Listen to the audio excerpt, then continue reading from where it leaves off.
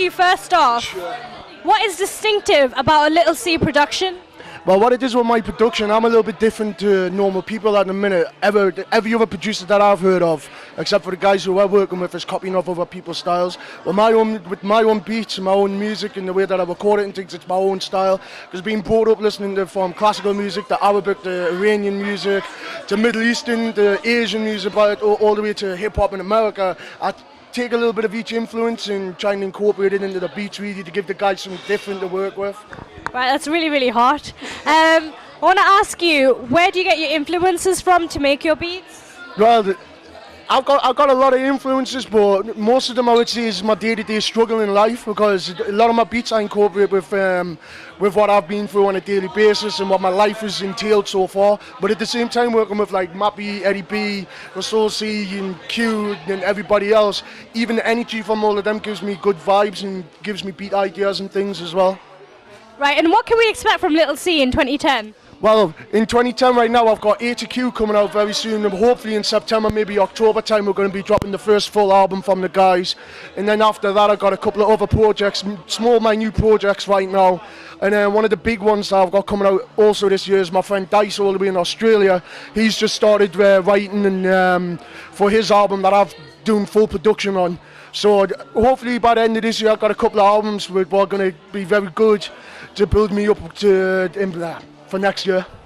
Right, you seem like you've got a lot of beats, a lot of experience in music. Do you have any advice for someone who wants to be a producer, like a young person out there that's really interested in music? How would they start off?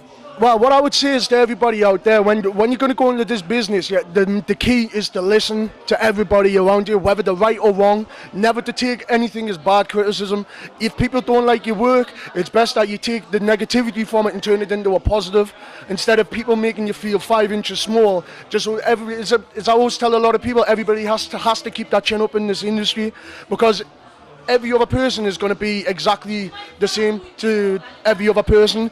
If you can make yourself distinctive from everybody else, like I have done like with the other guys as well, everybody then will be able to realize that it's you, or maybe not know it's you, but they can hear from the music that it's your music. But as I've always said, it's the same way that I started. Work from the bottom and take it step by step.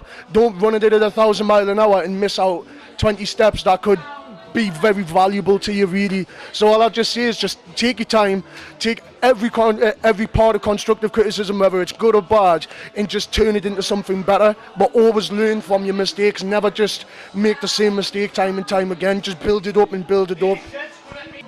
Besides talent in a musician, what else do you look for when you're looking at your artist?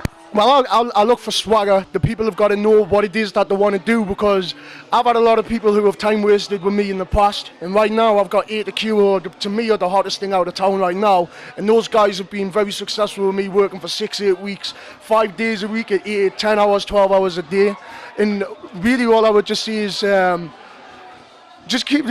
everybody's just got to keep on pushing on. That's all I can say. But one day or another, someone's going to scout us, and all I can say to Allah is that we'll make it one day. Right, and talking of scouting, how can fans of yours get in touch with your beats, your music?